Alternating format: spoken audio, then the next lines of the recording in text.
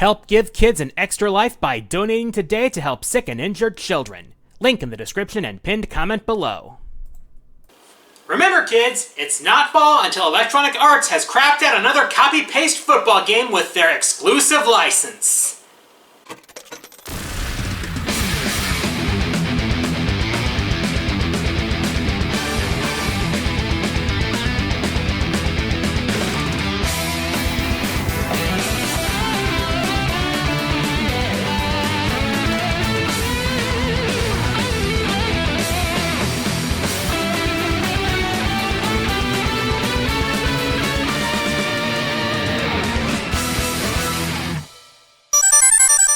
One of the most important qualities someone can have is the ability to adapt, and that rings especially true for fighters. The tide of battle can change at a moment's notice, so a multifaceted approach to battle can only help your chances for victory.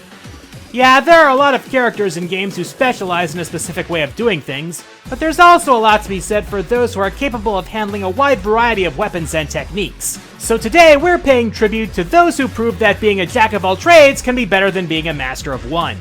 Whether these techniques are copied, learned, improvised, or just skills they already know, their abilities are just as plentiful as the obstacles they can overcome with them. So, guys, gals, and non-binary pals, be sure to leave your options open. It's game time!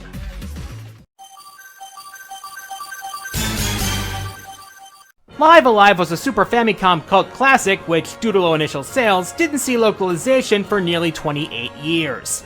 However, thanks to Square Enix's HD 2D style, which took off with Octopath Traveler, questers the world over can now have an official means of experiencing this once-lost gem. The main appeal of Live Alive is the fact that it includes multiple unique stories, each taking place in a different era with a unique protagonist and gimmick for each one. We'll find our first contender in the modern-day chapter, a martial artist named Masaru Takahara. He has the same dream as any other martial artist, to be the best of the best, and he'll take on the strongest of masters to achieve his goal. Koppo, Muay Thai, wrestling, sumo, lucha libre, grappling, and his own karate. And herein lies what makes Masaru versatile as a fighter. Comic book fans, especially Marvel, may know about Taskmaster and his photographic reflexes, which let him copy any move he sees. Masaru has that same gift. All he has to do is bait his opponents into using their signature moves, and BAM! Nice technique, I'll take it. He's basically the blue mage of MMA, and by the time he's completed this leg of his never-ending journey, he'll have learned everything from throws, to arm locks, to pressure point strikes, all in the relentless pursuit of the top. And in the case of one ominous contender, outright survival. Now, can we continue this trend and get an HD 2D remake of Chrono Trigger at some point? That would be really nice.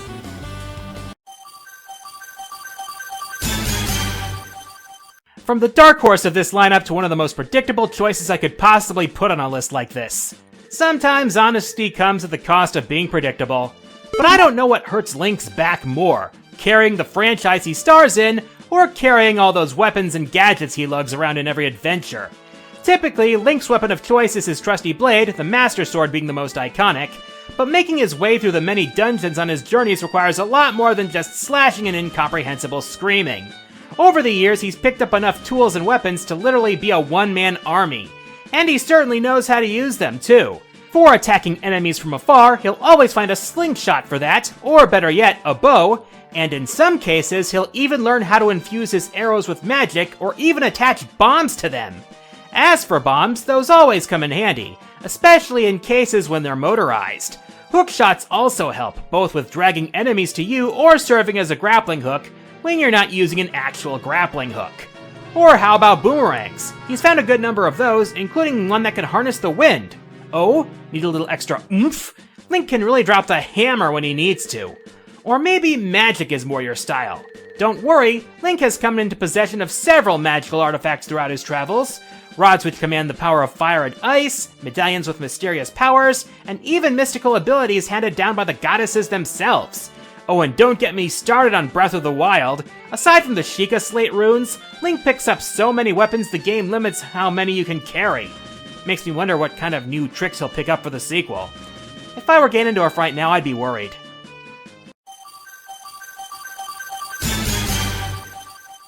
When you're dealing with supernatural beings from all planes of reality, you gotta be flexible to handle them all. Thankfully, everyone's favorite Umbra witch has a fighting style that's as flexible as her body. In fact, the two pretty much go hand in hand if you think about it. Hey, we Witch Watchers have been waiting over 4 years for Bayonetta's next adventure, so I may as well break down what makes the lady such a badass. The thing is, she literally is dressed to kill. She is one of the few characters who not only dual wields, she quad wields thanks to specially designed high heels on which she mounts her other pair of guns. Now that alone makes her battle style a sight to behold, especially when you see her in action. It's basically a bullet ballet. But it gets even crazier when you consider that she's got more than just her standard set of guns, which seem to change with the seasons. Her business partner, Rodon, happens to be the creator of the game's world, and, pardon the pun, but they have one hell of a business arrangement. Bayonetta brings in a reconstructed Angelic Hymn Gold LP, Rodon uses it to lure out a demon, clobbers the stuffing out of it, and reshapes it into a new weapon for her. And that, in turn, gives Bayo more options. Shotguns, flamethrowers, grenade launchers, bows and arrows, you name it. What's that? You want to get up close and personal? Well, how about swords, whips, claws, nunchucks, scythes, and maybe even a chainsaw or two? And since you get to equip different weapons to her hands and her shoes, you can mix and match to give you just the right carnage you need or want. Each type of weapon also mixes up her wicked weaves, only adding to the punishment that she can deliver. Add to that her Umbran climax from the second game, and with her upcoming adventure featuring demon riding? God forbid she have a bad hair day. And hey, we're getting the new game just in time for Halloween. How fitting.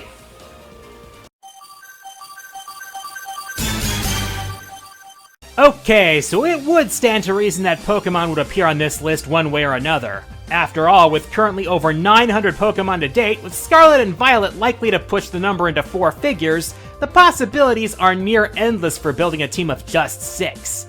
And that's not even considering the combinations of move pools, abilities, natures, what have you. But with all that being said, I'm not putting a trainer on here. You see, there's actually a Pokemon that fits the bill perfectly. And depending on your point of view, it might be the first one of them all. Mew is the eternal, adorable enigma of the Pokemon world, and has been since day one. I remember when the only way to even obtain this cute creature was to win a mail-in contest and then send in your copy. I didn't win one that way.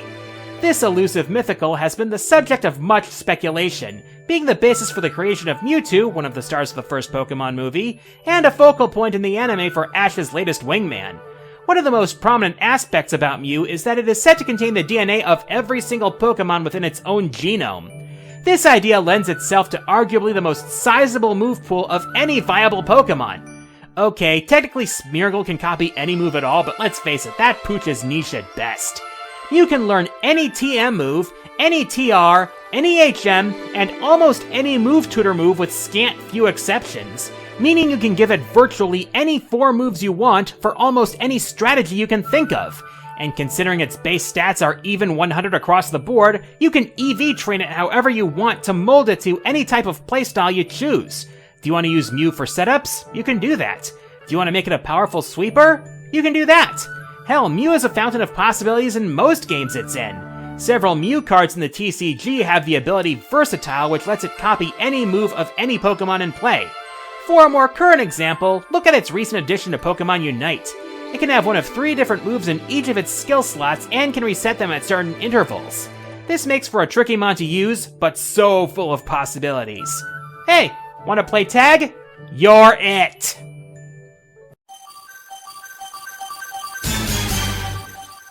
If there's one profession that demands versatility, particularly in video games, it's assassins. They need to be able to use anything at their disposal to get the kill and get out, usually before anyone knows they're even around. Characters like the Spy from Team Fortress 2 and Ezio from Assassin's Creed come to mind for many people, but there's one contract killer who quite literally has their number: Agent 47. You can tell he's a professional from his smooth black suit, his signature silver baller pistols, and the barcode on his neck, which you'd think would make him stand out like a sore thumb if he wasn't a master of disguise. Of course, if you actually do see him and walk away alive, it's because you're not his target. Of course, an assassin wouldn't go out of his way to be in the public eye, so it's unlikely you'd ever see him regardless. It's not really surprising that Agent 47 is as good at his job as he is, because he was literally made for this. Genetically engineered to be the ultimate hitman, he's trained in a variety of firearms, melee weapons, and martial arts. So already you have a versatile killer just from that alone.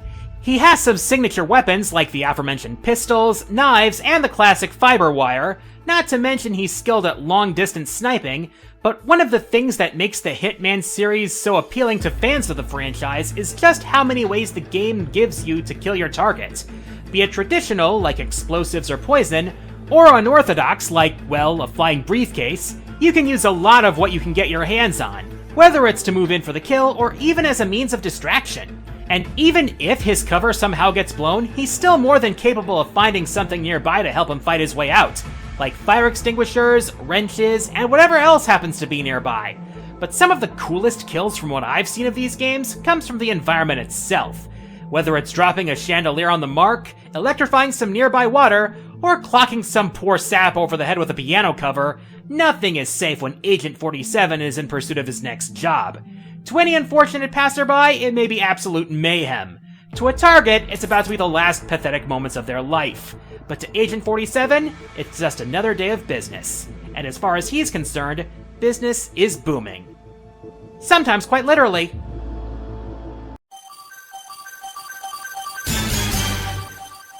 Using the abilities of others is something that goes way back. Copycats, blue mages, what have you.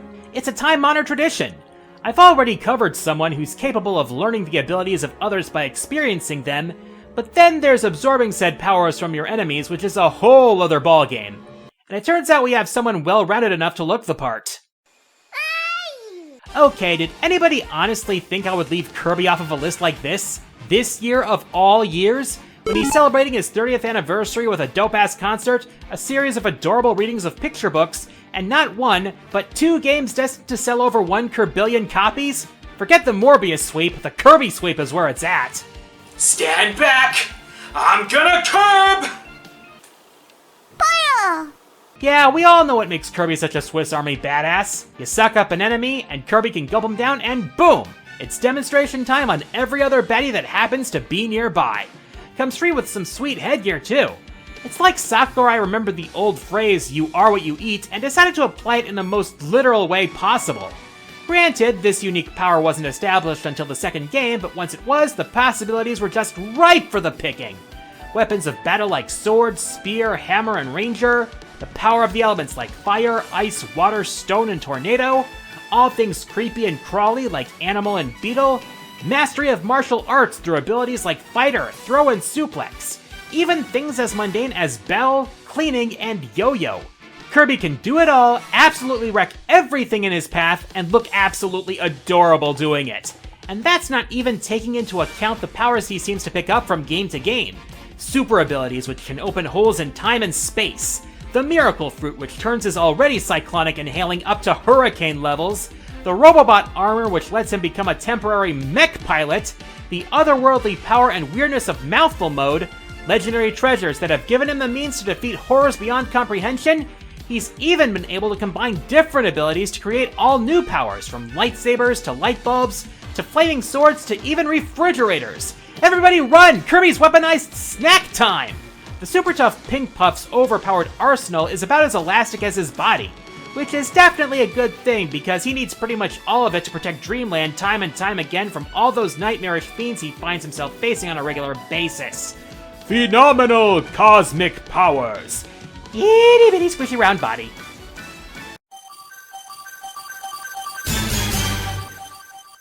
Mega Man. I know that you know that I couldn't forget him. You know all about his signature power to copy the weapons of other robot masters he defeats, and the arsenal he's built up over the course of more than 11 games is staggering. From iconic weapons like the Metal Blade and the Magnet Missiles, to oddballs like the Magic Card and the Acid Barrier, Mega Man's armory is absolutely packed to the gills. Ooh, but then there's X, who basically has the same copy ability and has also stockpiled plenty of weapons himself, like the Storm Tornado, the Rising Fire, and the Boomerang Cutter, plus he has the added advantage of the various armors he's used throughout his Maverick Hunter career. These suits have boosted his defenses, heightened his mobility, and even let him charge all his special weapons, so he needs to be rightfully mentioned as well. But how can I forget about Volnut from Legends? True, he doesn't have the same copy ability as Classic or X, but with the help of Roll, he's managed to scavenge his fair share of weapons himself. This digger has weapons and tools for any situation, and I'm still mad that they canceled Legends 3 and I would be stupid if I didn't mention Mega Man EXE from Battle Network. Just look at all the battle chips that he and Lan have assembled over all those Cyberworld adventures. Well over 100 in each game. And they can even be combined to unleash all those devastating program advance moves, not to mention style changes, Double Soul, the cross system, and I have to give credit to his successors, Geo and Omegasys, aka Star Force Mega Man. All those battle cards for just as many possibilities, plus the power of the Brother Band and those super modes like the admin forms, the tribe abilities, and the noise changes, including those finalized forms which look amazingly cool and badass, and I almost forgot about the 2 ZX games. The fact that Vent and Ale were able to combine multiple biometals with Model X meant that they had several forms to work with. It was like playing as the Guardians from Mega Man Zero, which in itself is awesome, but then there was Ash and Gray from Advent, who could use Model A to copy the form and power of nearly any boss, and I don't care if they called it Model Albert, it's Axel's power, damn it! You know what? Fuck it. Every Mega Man has their own stockpile to the point that I can't pick just one, so lucky you, you're getting the variety pack today. Now I just hope the 35th anniversary has a live special presentation so I can give my reaction. We'll do it live! Fuck it! We'll do it live! I'll write it and we'll do it live! Fucking thing sucks!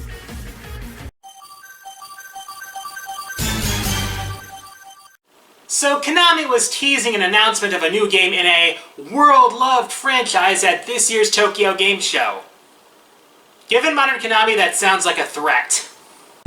Hello, post-production me with a little update. So, the announcement from Tokyo Game Show was an HD remaster of Suikoden 1 and 2.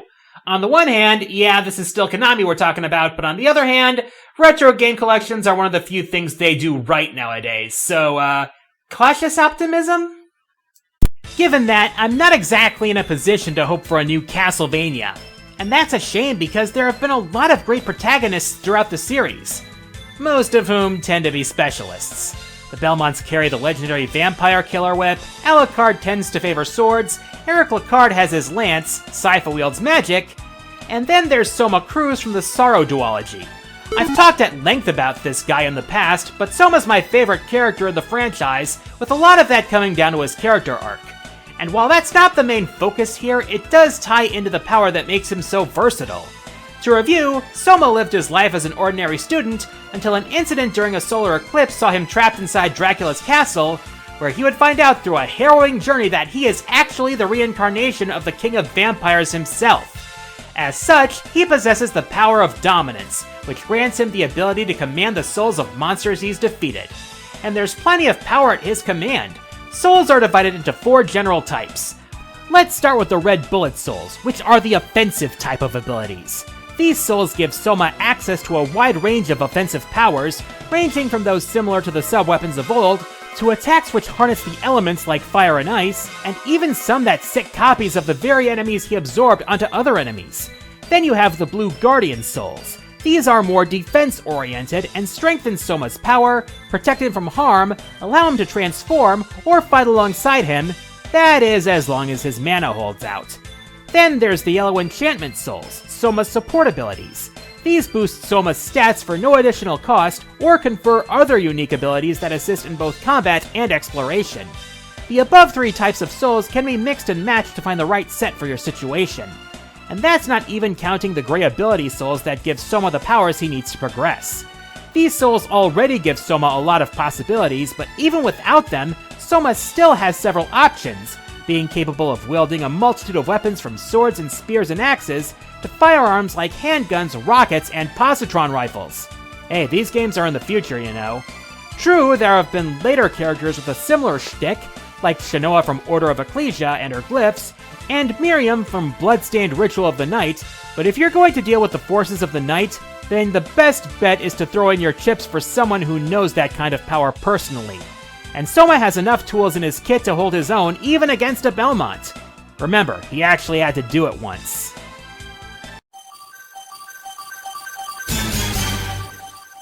Two of the best eras of Final Fantasy basically came back to back. The PlayStation era gave us the legendary Final Fantasy VII, which fans can't get enough of, nor can Square Enix themselves, alongside the sometimes awkward yet oddly satisfying Final Fantasy VIII, and the more traditional and more well-balanced Final Fantasy IX. However, the 16-bit era gave us a great trifecta of games as well. Both 4 and 6 are considered legendary classics. Final Fantasy V, on the other hand, sometimes gets the middle child treatment. However, it's here that we find the runner-ups on our list, Bartz Klauser and his entourage. Yeah, I feel it most appropriate to put the entire party in this spot, and it's mainly due to Final Fantasy V's job system. Now, job systems are nothing new to Final Fantasy, they've been around since the first game in fact. However, the system in 5 gives players a level of flexibility that few, if any other games in the series allow. Throughout the game, Bartz, alongside Lena, Ferris, and either Galuf or his granddaughter Krill, depending on how far you are in the game, journey throughout the land in an ill-fated effort to stop the crystals of their world from shattering.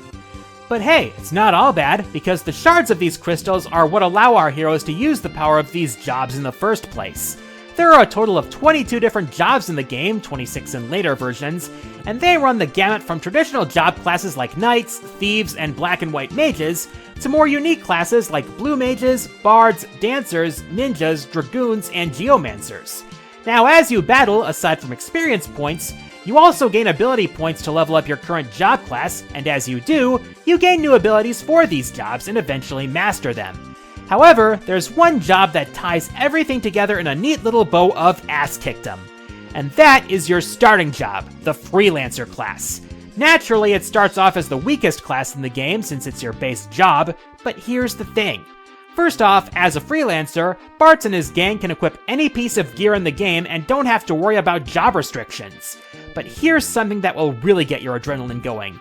As you master other jobs, the freelancer job becomes more powerful, starting with inheriting nearly every passive ability of the jobs you have mastered, as well as the highest buff for each of your stats. And more importantly, being able to slot any 2 skills that you've mastered. So pick your best combination, Knight's Guard and Monk's Focus, or wield both black magic and blue magic, or capture enemies and use the techniques you've learned from them. The possibilities are crazy. And Bartz has all of these powers and more at his disposal as long as you're willing to put in the effort. But hey, when you're tasked with saving 2 worlds, you gotta take every advantage you can get, even if your enemy is a sentient tree. I know that sounds weird, but given what Final Fantasy V is, I don't think Bartz is complaining. Now before we move on, here are several honorable mentions. Zagreus from Hades, Kratos from God of War, Ratchet and Clank, Pit from Kid Icarus Uprising, Ezio Auditore from Assassin's Creed, Ichiban from Yakuza Like a Dragon, and Dante from Devil May Cry. And now let's find out what the Arcade Nation has to say with this month's patron picks. Imagine an AI that not only records your fighting style, but also copies it for its own use. That's Seth in a nutshell thanks to his Tanzan engine. Then again, his fighting style was called move duplication, so it's to be expected. So while Mogojin and Combat are Namco's quintessential mimic fighters, Edgemaster edges it out for one reason. To me, he learned all the styles by himself. Smeargle from Pokemon. While it doesn't have amazing stats, it does have Sketch, which allows it to learn a lot of movesets. Emerald from Sonic Battle has the ability to copy the fighting skills of others, reflected by allowing the player to completely customize his moveset with skills obtained from the rest of the game's playable cast, and making him very versatile as a result.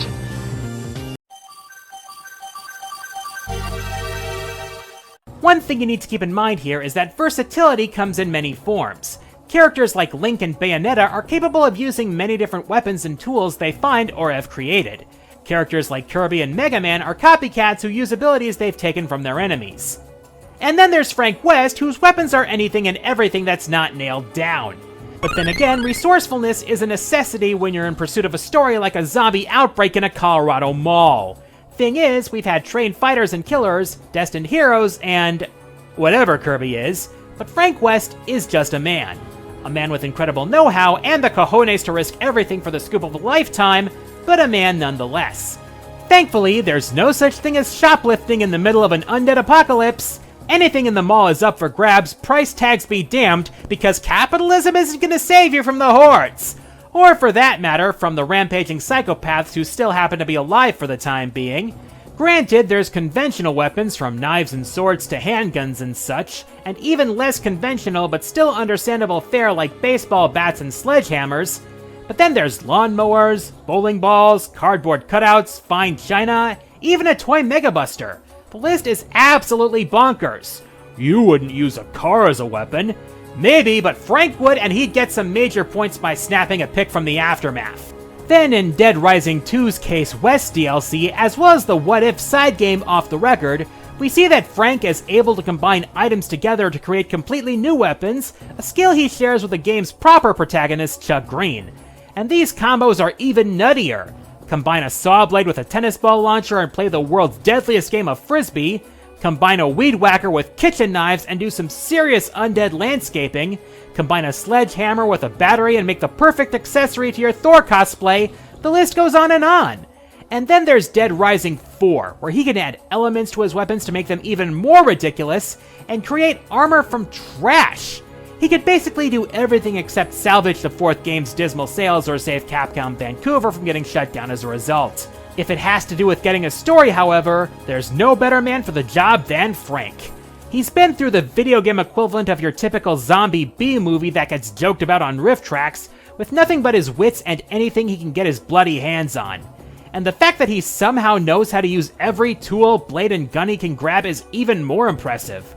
For most people, they'd need years of training to properly wield just one of these weapons, but to Frank, it's as simple as pick up and go to town. True, he may be physically weaker than most of the other characters I've talked about today, but 1, versatility is different from raw strength, and 2, don't underestimate Frank's survivability.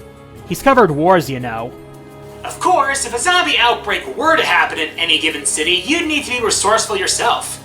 Stockpiling food and water is one thing, but that wouldn't do you much good if the undead came knocking at your door. Not everyone has a reliable firearm, but most homes are equipped with stuff like kitchenware and fire extinguishers and lamps. Sometimes you gotta roll with what you got. I'm the Quarter Guy, and until next time, the arcade is closed.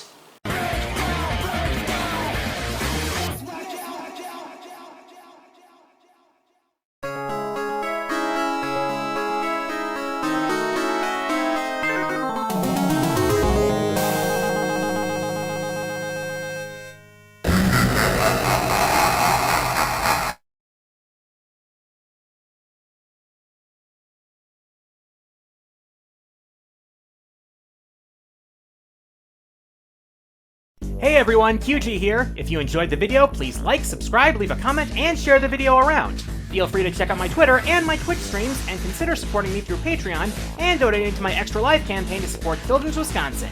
Thanks for watching.